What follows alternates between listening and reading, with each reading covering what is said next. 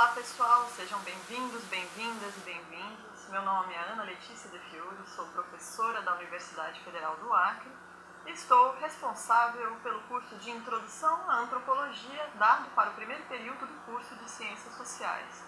Quem estiver nos assistindo, eu o convido a seguir conosco para compreender esse campo de conhecimento fascinante que é a antropologia no interior das ciências sociais.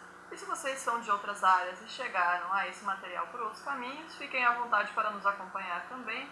Apenas lembrando que esse é um material para o curso de ensino remoto emergencial, iniciado no dia 26 de outubro de 2020, que vai até o final de janeiro, e que, portanto, enquanto esse curso estiver acontecendo, esse material ficará restrito em um link não listado na nossa página do curso no YouTube.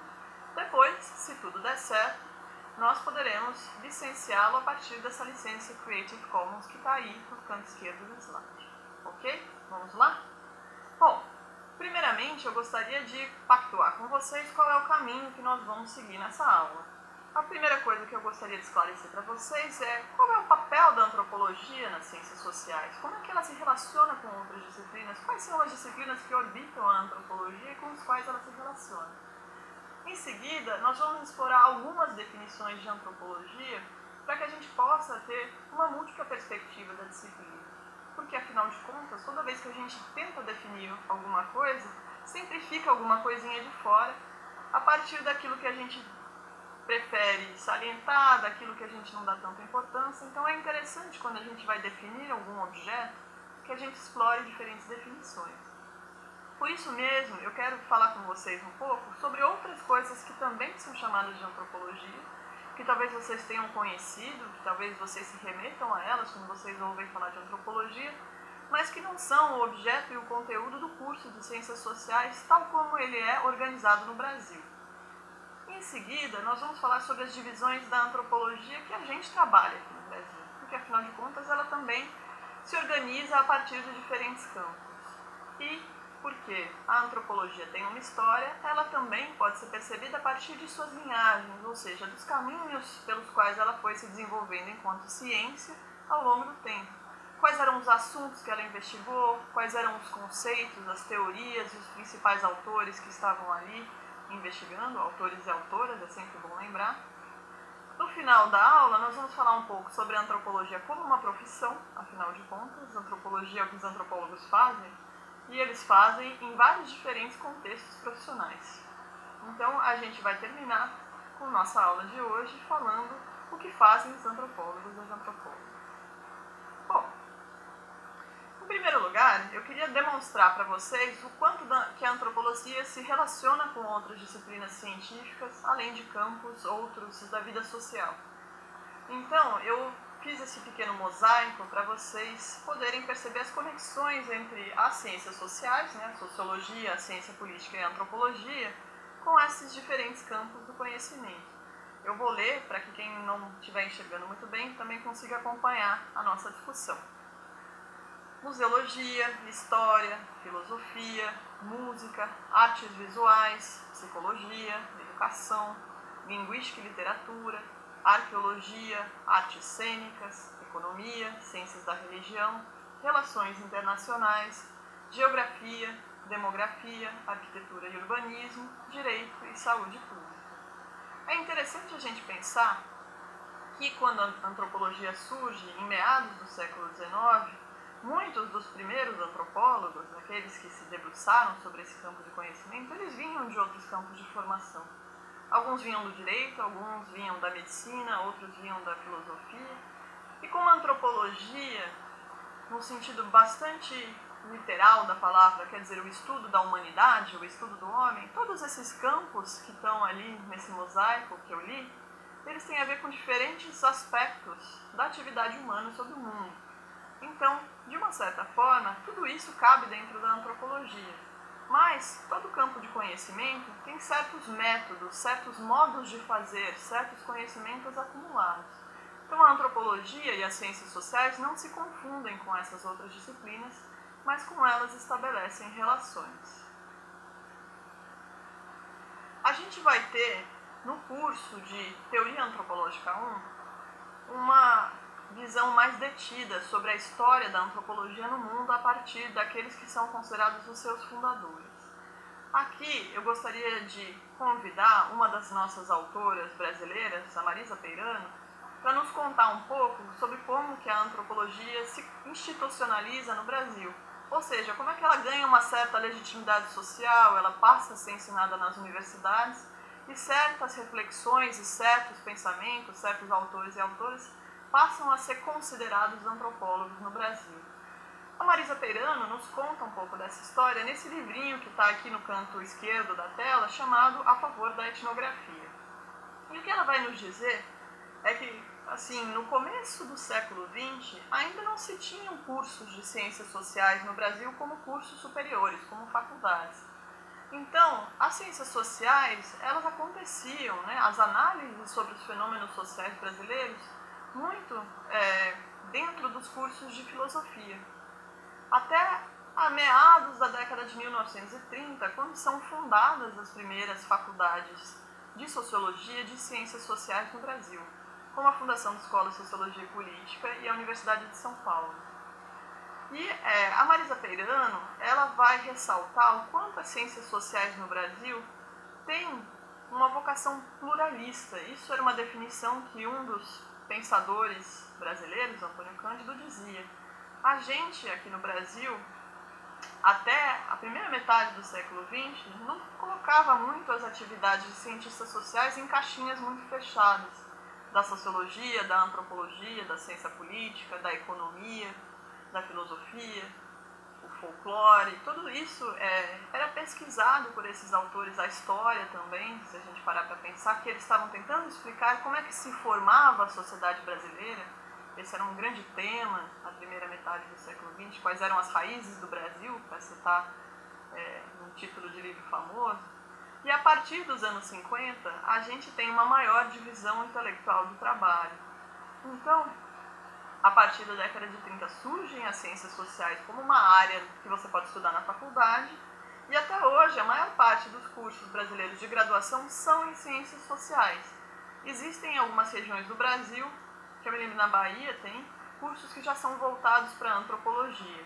Mas na maior parte dos lugares que vocês forem, o curso vai ser em ciências sociais, que vai ter um ciclo básico, disciplinas de sociologia, antropologia e ciência política obrigatórias, para depois uma especialização, seja ao longo do curso, seja na pós-graduação, no mestrado e doutorado. Então a gente tem no Brasil cursos de mestrado e doutorado em ciências sociais, em antropologia social, e em alguns casos tem os tais cursos híbridos de sociologia e antropologia.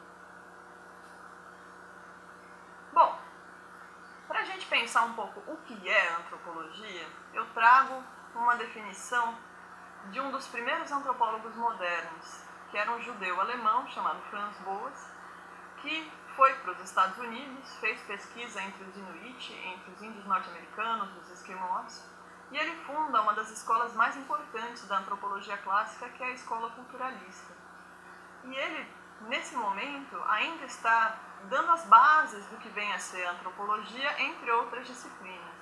A formação básica do Franz Boas, originalmente, era em geografia e física. O doutorado dele foi sobre a mudança na percepção que as pessoas tinham da cor da água do mar. E isso era uma coisa que já colocava uma pulga atrás na orelha dele. Parecia um fenômeno físico, ou seja, independente das interpretações, dos sentimentos e da cultura humana, uma coisa dada da natureza, a cor do mar, mas como as pessoas denominavam essas cores variava. Então, afinal de contas, não existe sempre uma mediação cultural naquilo que a gente conhece, como a gente aprende? Isso era uma das coisas que o Franz Boas se perguntava. Como é que as pessoas passam a se comportar, como é que elas se comportam? Como é que elas compreendem o mundo? Como é que elas aprendem a compreender o mundo? Então, em um texto já um pouco tardio, né, o Franz Boas viveu bastante, morreu com mais de 80 anos, e ele escreve nesse pequeno artigo Os Objetivos da Pesquisa Antropológica, que faz parte dessa coletânea editada pelo Celso Castro, o seguinte: se conseguirmos desse modo dominar o significado de culturas estrangeiras, também devemos estar aptos a ver quantas das nossas linhas de comportamento, que acreditamos estar profundamente fundadas na natureza humana, são na realidade expressões de nossa cultura e estão sujeitas a alterações produzidas por mudança cultural. Nem todas as nossas normas são categoricamente determinadas por nossa qualidade de seres humanos. Várias delas mudam com as circunstâncias. É nossa tarefa, nós antropólogos e antropólogas, é nossa tarefa descobrir, entre todas as variedades do comportamento humano, aqueles que são comuns a toda a humanidade, por meio de um estudo da universalidade e da variedade das culturas. A antropologia pode nos ajudar a moldar o futuro curso da humanidade.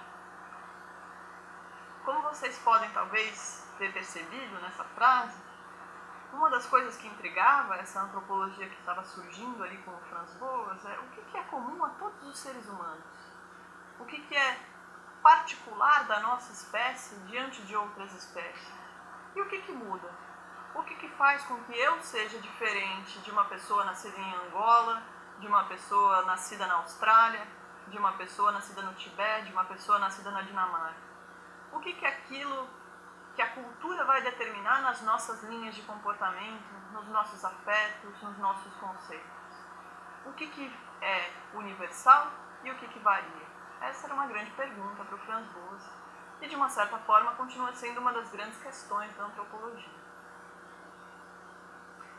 Um dos outros antropólogos muito importantes para a história da nossa disciplina, que até hoje a gente costuma recorrer a ele, pelas suas formulações, pelas suas maneiras de explicar o pensamento humano, a vida social, é Claude Lévi-Strauss, que inclusive esteve no Brasil durante a fundação da antropologia. Ele veio para São Paulo durante a década de 30, na missão francesa, chegou a fazer pesquisas aqui, antes de consolidar sua carreira na França.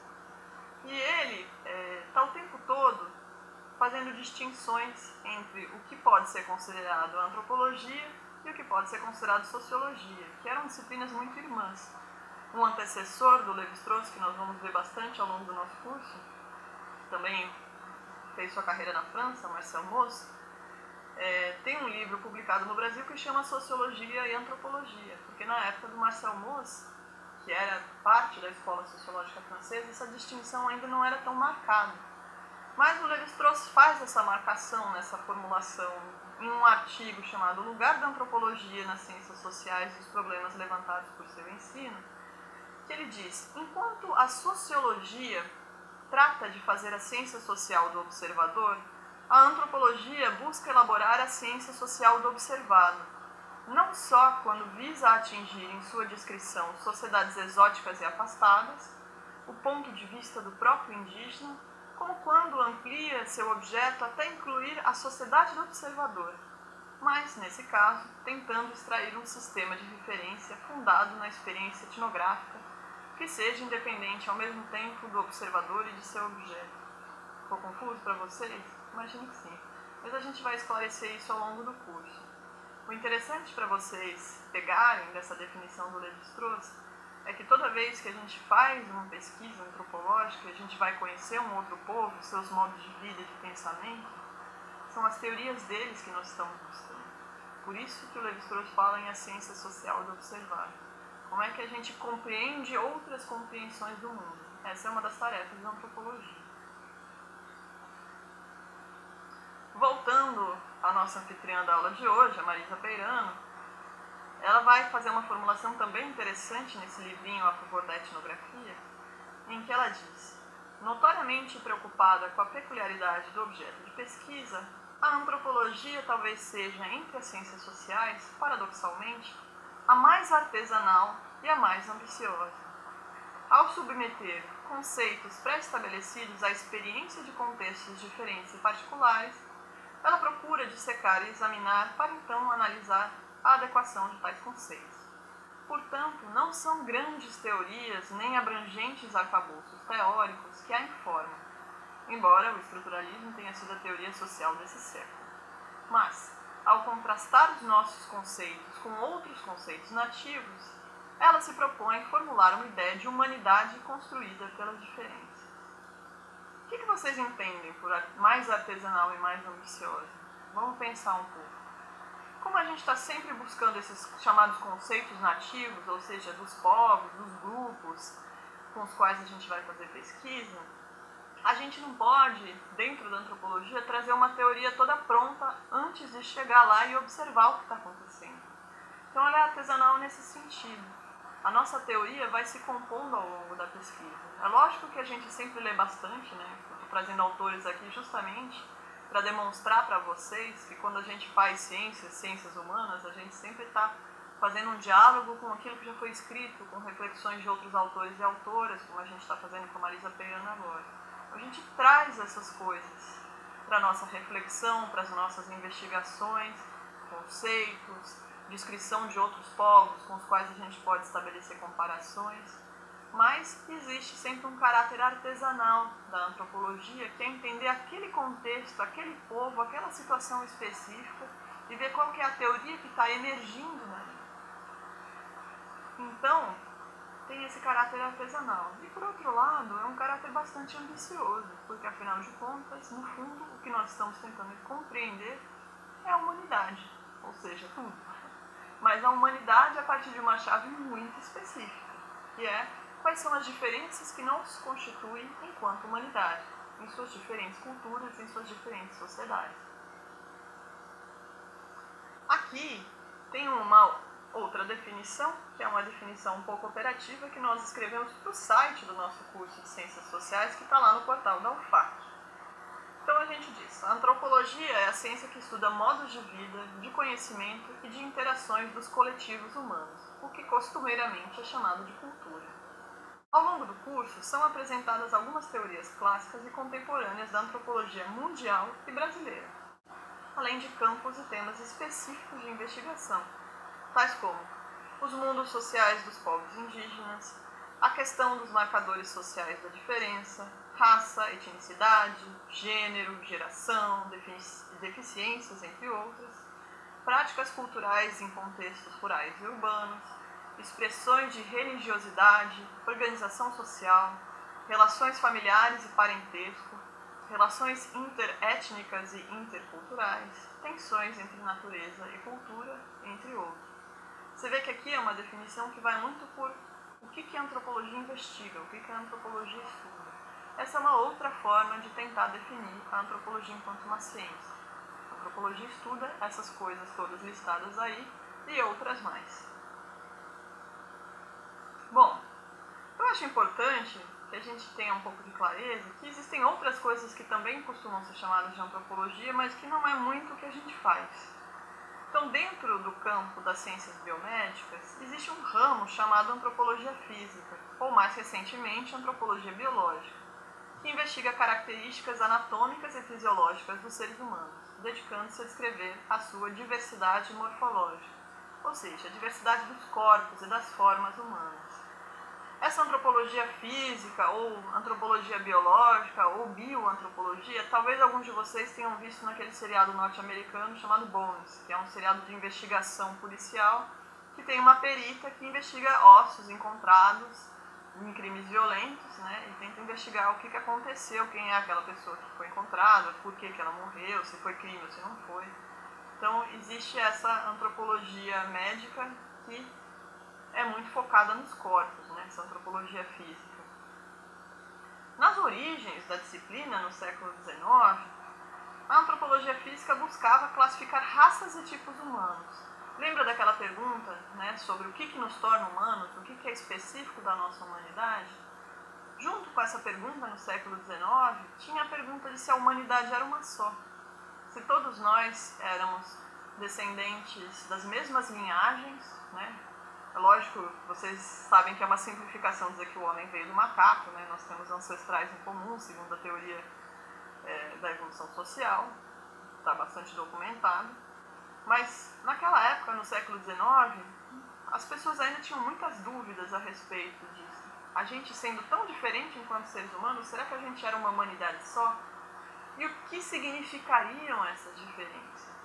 Então, a antropologia física, naquela época, estava tentando classificar essa diversidade humana a partir de conceitos como raças e tipos humanos. E, naquele momento, era muito importante para eles acumular dados sobre o tamanho do nariz, o tamanho do crânio, o peso do cérebro, o formato dos dedos, das mãos e dos pés. Então a gente fala em antropometria, que é a medição dessas características físicas diversas, e frenologia, quando trata principalmente dos nossos crânios. E essa antropologia física do século XIX, ela buscava explicar diferenças culturais a partir dessa diversidade dos corpos. Então, pessoas africanas se comportavam de determinada maneira porque elas tinham a cabeça assim, o corpo assado. Pessoas do norte da Europa de tal forma se comportavam porque o formato do seu nariz era diferente. Parece um pouco absurdo quando a gente escuta assim, mas se vocês pensarem e lembrarem de diferentes experiências de vida que vocês tiveram, vocês vão ver que isso ainda está muito no senso comum e que, frequentemente, isso dá ensejo a todo tipo de justificação do racismo. Por isso que nessa época, no século XIX, essa antropologia física foi uma das propulsoras do chamado racismo científico, a tentativa de dizer que algumas raças eram superiores e outras inferiores, lançando mão de argumentos científicos. Essa ciência foi refutada, mas ela continua surgindo agora, ao longo do tempo, quando se pensa, por exemplo, que existe um gene que determina ser mais inteligente ou não, ser mais evoluído ou não. Então vocês vão reconhecer que essas teorias racistas, que se camuflam de ciência, elas nunca foram completamente banidas. E nesses momentos de tumulto político, elas costumam surgir para legitimar políticas de discriminação. A antropologia tem uma raiz nisso. Uma boa parte da disciplina no século XX se dedicou a se livrar desses preconceitos e dessas teorias, mas as coisas circulam pela sociedade um pouco além daquilo que nós, cientistas sociais ou cientistas de modo geral, conseguimos controlar. E essa antropologia do século XIX, que tentava explicar desenvolvimento, sucesso, civilização, por meio das diferenças das raças e dos corpos, ela chega aqui no Brasil, ainda no século XIX, sendo ensinada nos cursos de medicina, a partir de um médico baiano chamado Nina Rodrigues.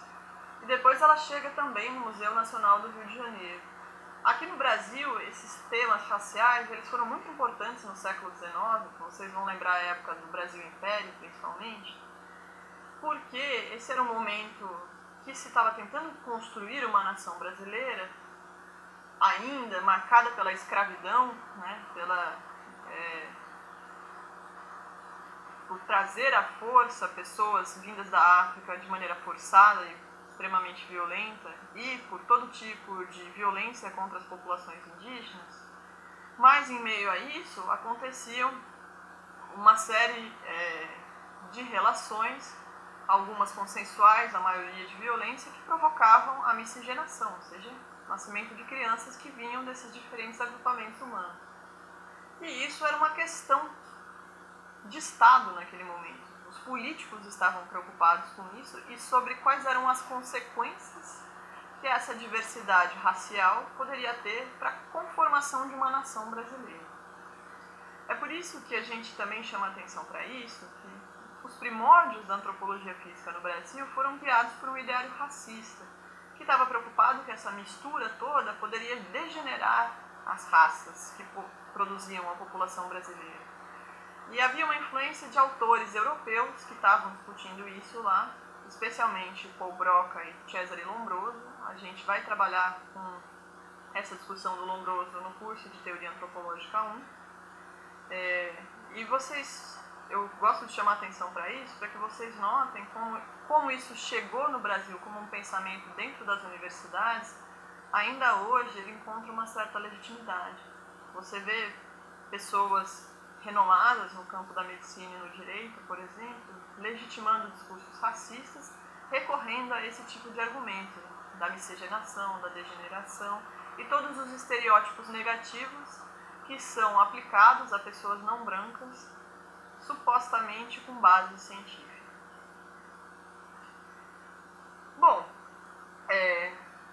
o Raimundo Nina Rodrigues é considerado um dos primeiros antropólogos do Brasil, se não o primeiro. E ele se dedicou muito a estudar a população negra que foi trazida para a África, para a Bahia. Por um lado, ele foi um grande responsável pela disseminação dessas ideias racistas, dessas teorias racistas, como a gente está falando. Por outro lado, de uma certa forma, ele fez registros e descrições de rituais e costumes africanos que às vezes são relatos bem antigos que nós temos, né, do que hoje é chamado de religiões de matriz africana, de costumes, de técnicas. Então, apesar dessas teorias racistas, se reconhece que há um certo valor na descrição que ele fez das populações descendentes de africanos ou africanas que estavam na Bahia naquele momento, porque são registros mais ou menos sistematizados de modos de vida que não teriam sido registrados de outra maneira. Então, a gente pode, hoje em dia, olhar para essas obras do século XIX como fontes, lembrando sempre de manter uma atitude crítica e de perceber o quanto, mesmo para aquela época, havia um grau de racismo muito forte naquilo que ele escreveu. Uma das pessoas que vai investigar essa história da antropologia no Brasil, que escreveu sobre isso, é uma antropóloga chamada Marisa Correia, que publicou esse livro chamado As Ilusões da Liberdade, a Escola Nina Rodrigues e a Antropologia do Brasil. Como eu estava falando para vocês, essas teorias sofrem todo tipo de revisões críticas, então vai se refutar que essa diversidade humana poderia ser classificada de uma maneira hierárquica, ou seja, menos desenvolvidos, mais desenvolvidos, menos culturais, mais culturais, menos inteligentes, mais inteligentes. Então, esse tipo de classificação hierarquizante foi banido, mas essa antropologia física também começa a se debruçar sobre novas questões, deixando de lado um pouco o conceito de raça e pensando um pouco na ideia de população. E aí ela se aproxima muito da arqueologia, da paleoantropologia, para tentar investigar como eram essas populações humanas que existiam e que não se tem nenhum registro escrito porque são muito antigas. Então, são análises de material genético, de material morfológico, de fósseis humanos muito antigos. Então, talvez vocês conheçam essas figuras aqui. Esse rosto que está aparecendo aí é uma reconstituição do fóssil mais antigo encontrado no Brasil, que é o da Luzia, que foi escavado em 1974 em Minas Gerais, em Pedro Leopoldo. E a Luzia tem 13 mil anos e meio, mais ou menos. Então, foi muito importante a descoberta desse fóssil, porque há muito tempo se tenta investigar como é que os seres humanos chegaram nas Américas, né? A gente tem aqueles modelos que vocês devem lembrar dos seus livros de história no colégio, da humanidade que surge na África, que se espalha para a Ásia, que se espalha para a Europa em diferentes ondas migratórias. E aí tem a época das glaciações e atravessa o Estreito de Bering, mas pode ser que tenham tido outras rotas de chegada de seres humanos no Brasil. Esses modelos foram sendo criados por arqueólogos, paleoantropólogos, antropólogos biológicos, e a descoberta de Luzia foi muito importante para rever uma série de hipóteses que se tinha sobre como é que se formaram as populações humanas aqui no continente americano. Então, vocês podem ver ali no canto direito superior o trabalho do antropólogo que fez essa proposta dessa modelagem, que é o Walter Neves, que trabalha no Laboratório de Estudos Evolutivos Humanos no Instituto de Biociências da USP. Você vê que ele está ali catalogando um monte de ossinho para depois tentar entender quem eram essas pessoas, há quanto tempo atrás elas viviam e às vezes até o que elas comiam, quais eram os problemas de saúde que elas tinham, como é que se desenvolvia desde criança até adulto. Tudo isso eles conseguem pegar pelos ossinhos. Existe um outro campo da antropologia biológica que existe hoje, que é a chamada antropologia forense, que é próxima daquela do seriado do Bones que eu tinha falado, que atua como perícia em casos de natureza jurídica e criminal, sobretudo na investigação de cadáveres não identificados. Nos anos 80, aqui na América do Sul, principalmente América Latina, a antropologia forense ganha é um papel muito importante porque é um momento em que as ditaduras militares começam a cair e se começa a investigar os crimes que foram cometidos durante essas ditaduras. E se começa a buscar a identificação desses corpos que foram encontrados em valas comuns. Pessoas que foram sepultadas sem identificação, os chamados desaparecidos políticos. Então, a identificação desses corpos ajuda a elucidar esses crimes contra a humanidade que foram cometidos no período da ditadura. Isso é uma coisa muito forte em países como a Argentina. Aqui no Brasil, as universidades e os institutos médicos legais desenvolvem pesquisas em antropologia forense. E muitas vezes a antropologia aí está ligada com os departamentos de medicina e de odontologia, porque essas investigações às vezes são feitas por meio da arcada dentária desses corpos que são encontrados. Então vocês podem ver aqui no slide uma foto do grupo de trabalho Perus, que foi, Perus fica na cidade de São Paulo, foi encontrada lá uma vala com muitos cadáveres, e a maior parte deles eram desaparecidos provavelmente durante a ditadura militar, eles estão ali fazendo a identificação. Então é um trabalho que integra muitas coisas, né? A montagem desses esqueletos, porque às vezes, por uma série de motivos, os ossos acabam se separando, exames de DNA, mas também um trabalho com as famílias dos desaparecidos, que vão contar a história daqueles que desapareceram para tentar, por meio do contexto, pensar se aquela pessoa que sumiu pode ser um dos corpos que foram encontrados.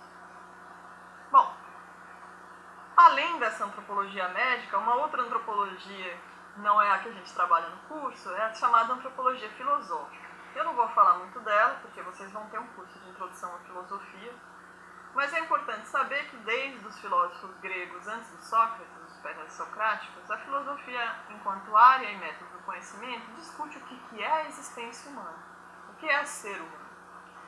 Por isso, ao longo de sua história, filósofos anunciam explicitamente estarem fazendo uma antropologia. Mesmo na filosofia moderna, vocês vão encontrar autores falando que estão fazendo uma antropologia. Mas ela é um campo de especulação filosófica, não é uma investigação empírica das diferentes culturas e sociedades como a nossa antropologia. Não obstante, a nossa antropologia está em constante diálogo com diferentes autores, conceitos e teorias filosóficas. Vocês vão ler trabalhos de antropologia, não é incomum que entre as referências bibliográficas estejam filósofos e filósofas.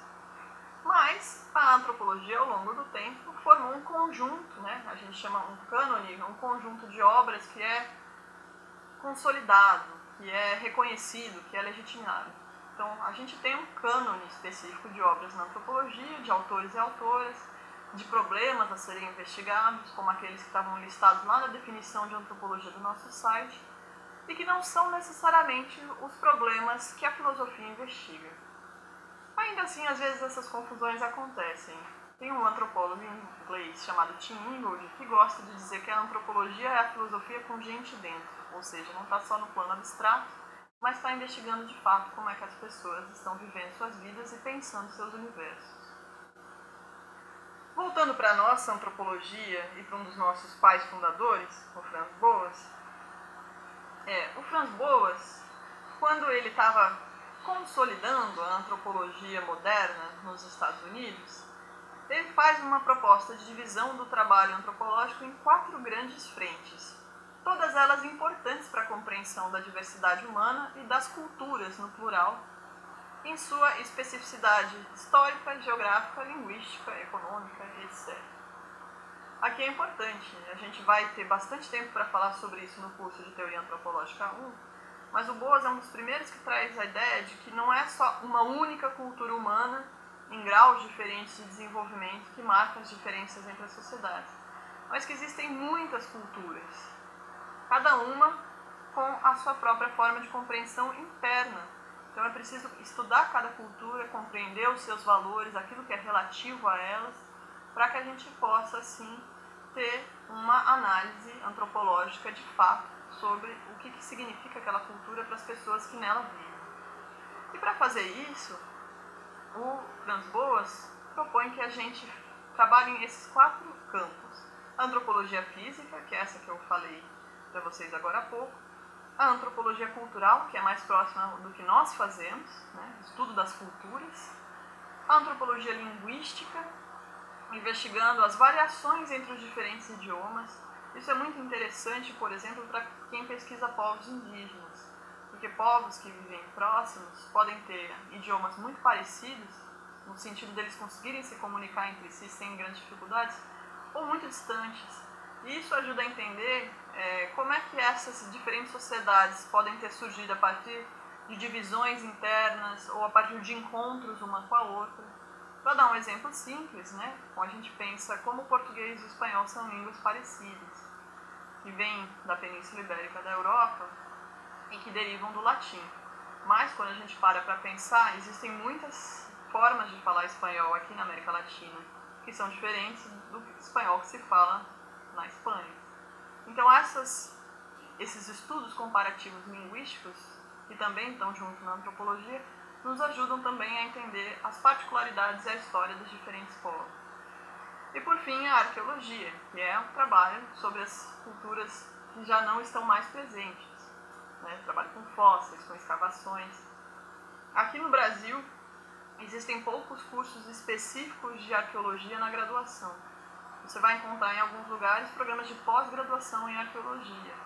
Um deles é na Universidade de São Paulo, outro é na Universidade Federal do Pará, no Museu Emílio Gurgel. Se não me engano, no Museu Nacional do Rio de Janeiro também tem um programa forte de arqueologia. Então, se vocês têm curiosidade sobre isso, vocês podem procurar, investigar e achar caminhos para trabalhar com isso. Muitas vezes, também, os arqueólogos aqui no Brasil vêm do campo da história. E alguns que trabalham mais próximos com a ideia da antropologia física vêm, inclusive, da biologia.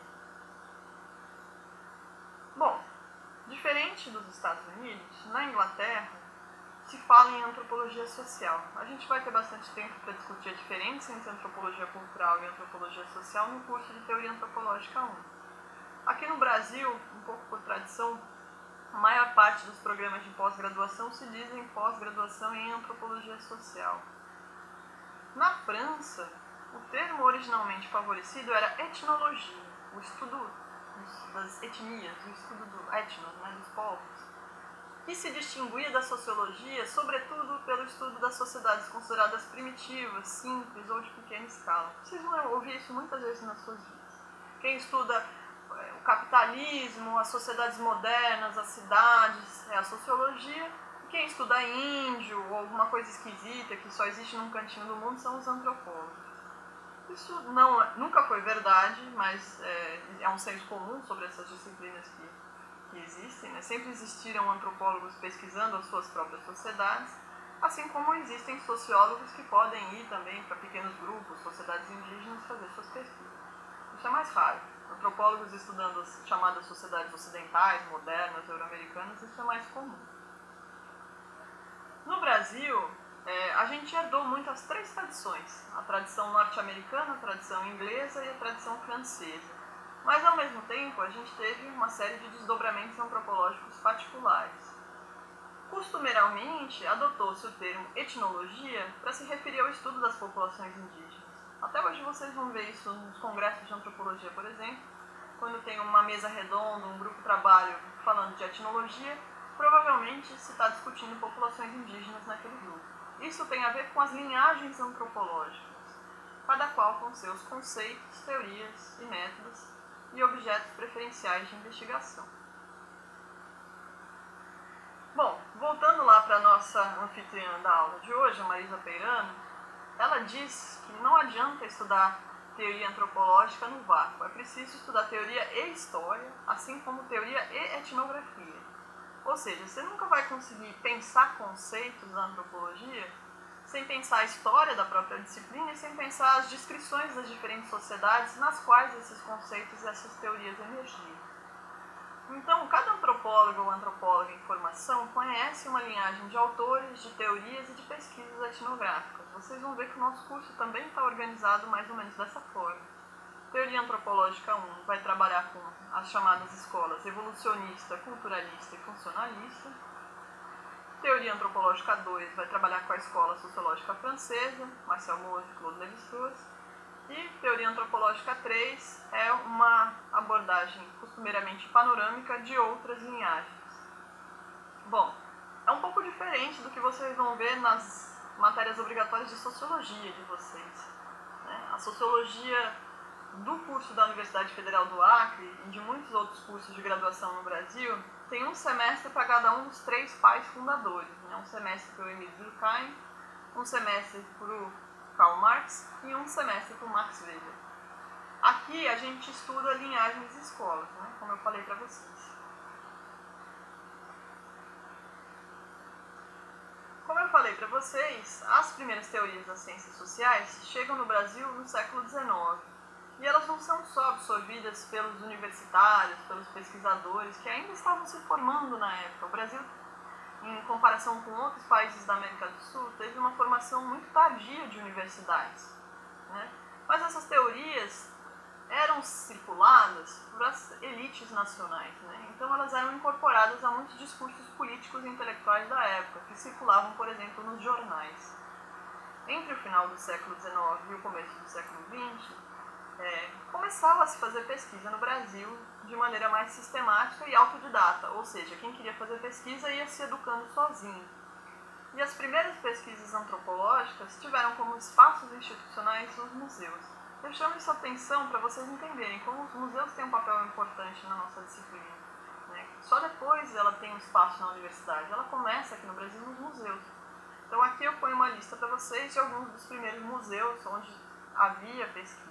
O Museu Nacional do Rio de Janeiro, o Museu Paraense Emílio Goeldi, o Museu Paranaense e o Museu Paulista. Nos anos 20 e 30, como nós falamos, a disciplina de Sociologia se torna parte das chamadas escolas normais de formação de professores. Então, alguns dos autores clássicos da Sociologia, como Emile Durkheim e Dewey, eram lidos por aqueles que estavam depois se preparando para dar aula no que a gente chama hoje de ensino básico.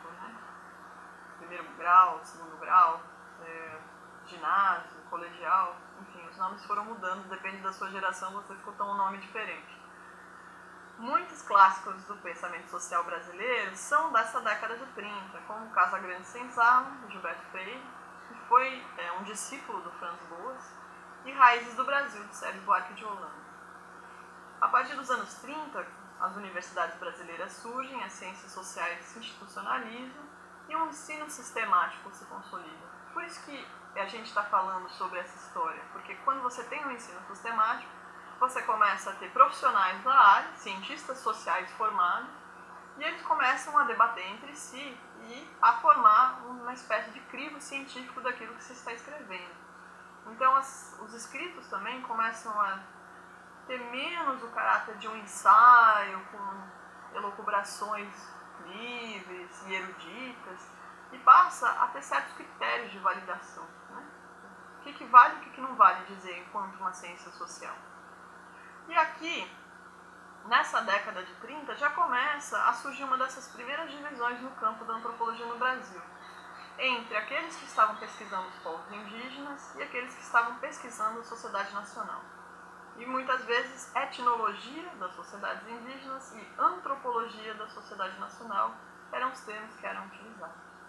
Na década de 50, Darcy Ribeiro também funda o Museu do Índio, no Rio de Janeiro, e em 1955 se funda aqui no Brasil a Associação Brasileira de Antropologia, que não chega a ser um sindicato, mas é uma organização de classe e a gente vai também falar um pouco sobre ela. Aqui nos anos 50, aqueles que estavam pesquisando a chamada antropologia da sociedade nacional começam a fazer estudos pequenininhos, com pequenas aldeias, pequenas cidades, investigando o modo de vida caipira, por exemplo, e eles são chamados os estudos de comunidade, que são também um pouco a origem dos estudos urbanos aqui no Brasil. Entre a década de 1960 e 1970, começa a se ter também pós-graduação, mestrados e doutorados, e aí se cria uma maior divisão dos campos que a antropologia pesquisa no Brasil, então surgem novas linhas, como a antropologia da sociedade rural, a antropologia urbana, a antropologia da saúde, estudos de identidade étnica, frentes de expansão e rituais e simbolismo. Esses eram campos que foram surgindo com força nos anos 70.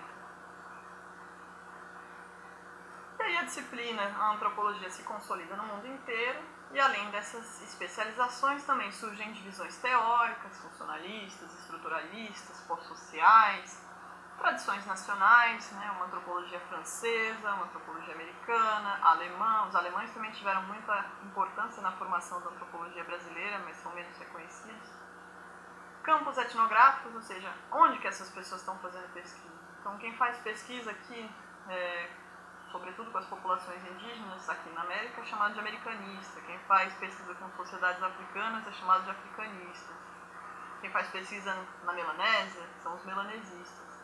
Esses campos, inclusive, muitas vezes eles abarcam não apenas antropólogos e cientistas sociais, mas, por exemplo, estudos literários, estudos culturais, estudos pós-coloniais e decoloniais, que são palavras que vocês vão ouvir bastante ao longo do curso. Muitas vezes eles são classificados assim, numa coisa meio geográfica.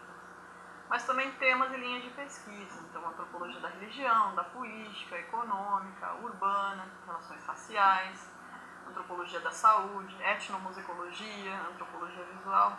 Então, vocês lembram naquele primeiro slide do mosaico que eu tinha mostrado, que a antropologia se relacionava com esse monte de outras disciplinas?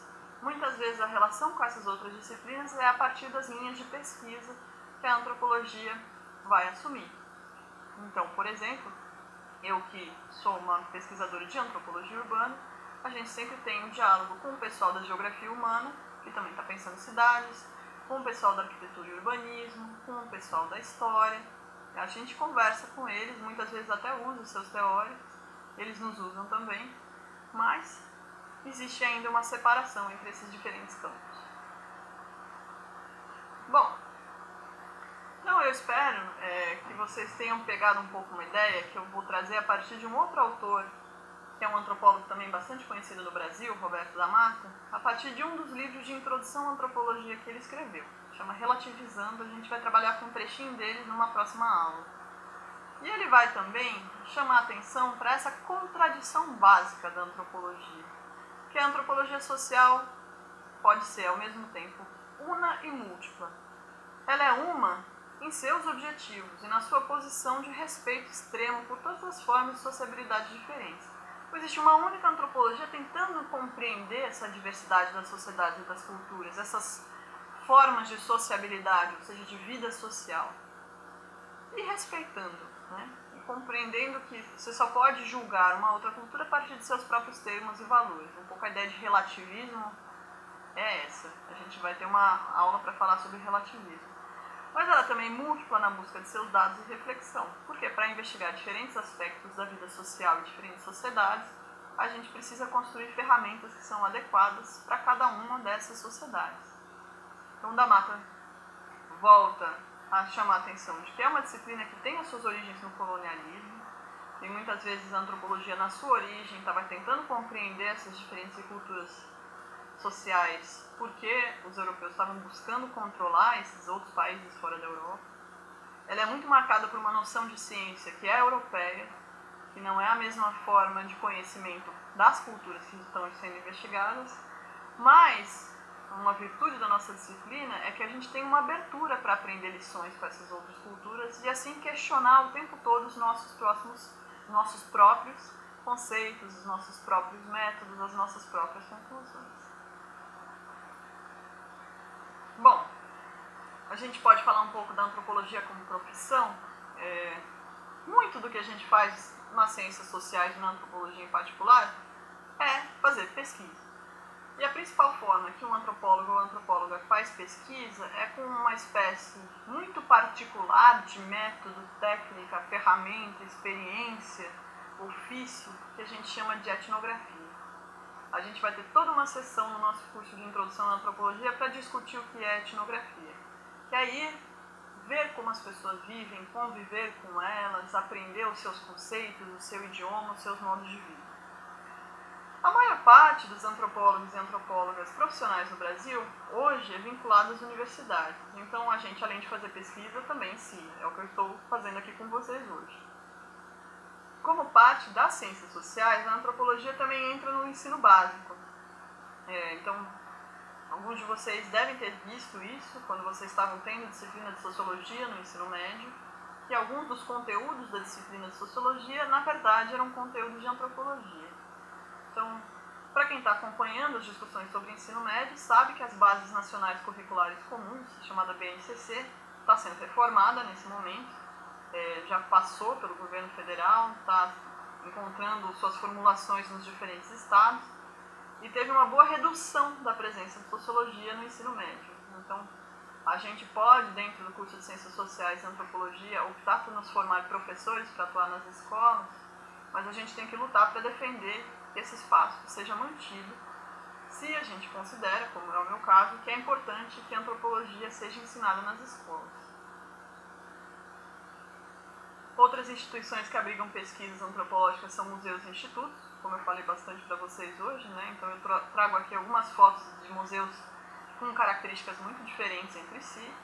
Esses da esquerda são fotos do Museu do Futebol, em São Paulo, ou seja, né, antropólogos podem pesquisar futebol, seja o futebol da elite, os futebols profissionais, seja o futebol de várzea. Eles têm, por exemplo, aqui no Museu do Futebol, um centro de referência, que é uma grande biblioteca onde tem material acumulado, tanto de livros de pesquisadores, como acervos de revistas esportivas, outros registros que são interessantes para quem gosta. Aqui no meio a gente vê a coleção arqueológica e etnográfica do Museu Emílio Goeldi, no Pará. Essas gavetinhas todas guardam, por exemplo, produções cerâmicas das populações indígenas antigas da região da Ilha do Marajó e cocares indígenas de diferentes povos, de diferentes etnias. Aqui um outro museu muito interessante para a gente pensar é o Museu da Imigração, também em São Paulo, que pesquisa esses diferentes povos e culturas que vieram do mundo inteiro e vieram aportar no Brasil. E como é que eles foram se adaptando no Brasil, como é que eles foram construindo suas comunidades, se relacionando com as outras culturas, os outros povos que aqui chegavam, com aqueles que já estavam. Então é um museu que trabalha muito, por exemplo, com histórias de vida, com documentos históricos. É um museu bem bacana também de ser visitado. Quando eu falo em institutos, a gente pode pensar, por exemplo, no SEBRAP, que é o Centro Brasileiro de Pesquisa e Planejamento. A gente pode pensar no IESP, que fica lá no Rio de Janeiro, o Instituto de Estudos Sociais e Políticos. A gente pode pensar em outros institutos internacionais que também fazem pesquisa. E um outro campo de atuação importante para a antropologia é como peritos, né? Não só os peritos para a antropologia forense, que a gente falou lá atrás, mas com vários tipos de laudos. Por exemplo, os laudos de demarcação de terras indígenas, de titulação de terras quilombolas ou outras populações tradicionais, laudos para patrimonialização e tombamento de bens culturais, entre outras questões. Então existe uma discussão muito grande nessa chave da cultura, sobre patrimônio, sobre bem cultural e material, que pode ter o trabalho de antropólogos envolvidos. E, como peritos, a gente pode ser especialistas chamados para um trabalho específico. Então, tem um professor da universidade que trabalhou com o povo tal, se precisa de um laudo sobre aquele povo, chama ele para fazer aquele trabalho específico. Mas existem peritos que são funcionários de órgãos como o Ministério Público Federal. Além disso, muitos antropólogos que trabalham com questões indígenas trabalham no chamado campo do indigenismo. Podem trabalhar na Fundação Nacional do Índio, na FUNAI, pode trabalhar em algum órgão do Estado, em alguma secretaria, ou pode trabalhar nas ONGs e nas associações. Então, existem muitos profissionais de antropologia que trabalham nesse campo também. Aqui, como vocês podem ver, é uma plaquinha de demarcação de terra indígena que a FUNAI coloca depois que passa por todo o processo de demarcação, que é bastante longo. Talvez a gente vá trabalhar com essas questões de indigenismo e demarcação de terra indígena em alguma disciplina mais para frente no curso. A gente também, como antropólogos, muitas vezes dá consultoria para a formulação de políticas públicas, principalmente políticas que têm a ver com diversidade social, com minorias, para desenvolver ferramentas para compreensão e diálogo com essas populações. Então, por exemplo, quer fazer políticas para a população de rua. Então, muitas vezes um antropólogo, junto com um assistente social, um psicólogo, vai tentar entender como é que os moradores de rua de um determinado município estão vivendo, como eles se organizam, quais são os problemas que eles enfrentam, para tentar criar uma política que não seja só de cima para baixo, mas que seja também ouvindo essas pessoas. Um outro exemplo, políticas para a população LGBT. Isso pode ser uma coisa interessante. Ou mesmo como tornar uma cidade mais acessível e mais interessante para as crianças. Então você pode chamar um arquiteto, pode chamar um pedagogo e pode chamar um antropólogo para fazer uma etnografia com as crianças e como é que elas percebem a cidade. Isso é uma coisa interessante que a antropologia tem para oferecer, a partir do olhar etnográfico. Bom, profissionalmente, a gente pode se vincular a uma série de associações profissionais.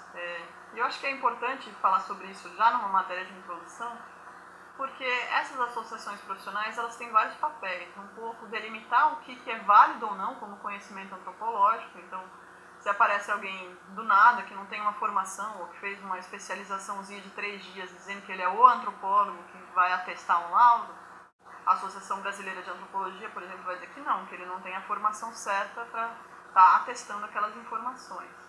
A Associação Brasileira de Antropologia, ela teve um papel muito importante, por exemplo, no momento da Assembleia Constituinte, nos anos 80, para formulação, por exemplo, dos capítulos e artigos da Constituição que se referem às populações indígenas, mas não só. Existe a Associação Nacional de Pós-Graduação e Pesquisa em Ciências Sociais, que aglutina Antropologia, Sociologia, Ciência Política e alguns cursos de Relações Internacionais. A gente tem uma associação científica e de amplo modo aqui no Brasil, que é a SBPC, que é a Sociedade Brasileira para o Progresso da Ciência. Inclusive, ela é uma associação importante para a gente pensar nesse momento em que a ciência vem sendo desqualificada por uma série de finalidades políticas. Então, a Sociedade Brasileira para o Progresso da Ciência também tem esse caráter cidadão, de defender um conhecimento científico informando políticas que precisam desse tipo de conhecimento para acontecer. E a gente tem associações internacionais, como, por exemplo, o Sindicato Internacional de Ciências Antropológicas e Etnológicas, que fica tentando mapear um pouco qual que é a situação do desempenho profissional de antropólogos no mundo inteiro.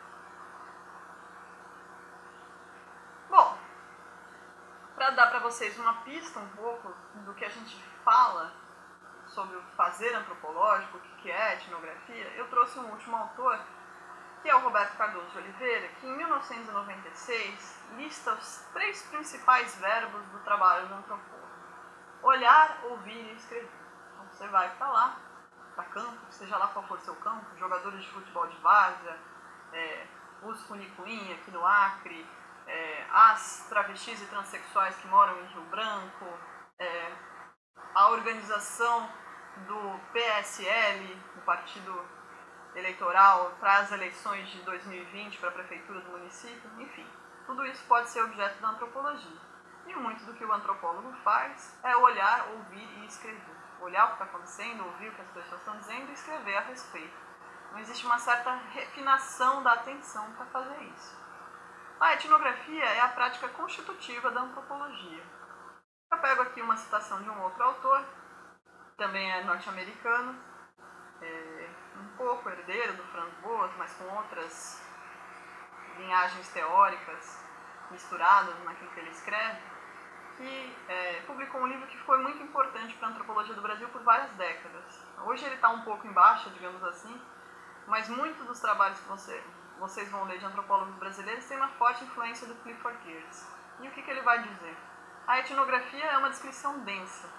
O que o etnógrafo enfrenta, de fato, é uma multiplicidade de estruturas conceituais complexas, muitas delas sobrepostas ou amarradas umas às outras, que são simultaneamente estranhas, irregulares e inexplícitas, e que ele tem que, de alguma forma, primeiro apreender e depois apresentar. Ou seja, você está vendo a vida social, você está vendo um monte de pessoas falando, fazendo, sentindo, compreendendo o mundo de maneiras diferentes.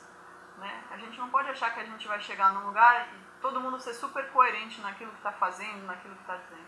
Por isso que às vezes as coisas se sobrepõem, se misturam, e a gente vai aprendendo aquilo, vai pegando o significado daquilo e vai interpretando e depois apresentando para as pessoas que vão ler os nossos trabalhos. Isso é verdade em todos os níveis de atividade do seu trabalho de campo, mesmo mais rotineiro. Entrevistar informantes, as pessoas que estão lá desempenhando a vida social que a gente quer descrever. observar rituais, deduzir os termos de parentesco, traçar as linhas de propriedade, fazer o censo doméstico, entender a quantidade da população ali, e escrever o seu diário. Então, um dos nossos principais instrumentos de pesquisa é o nosso diário de campo. A gente vai ter uma aula sobre isso no finzinho do curso.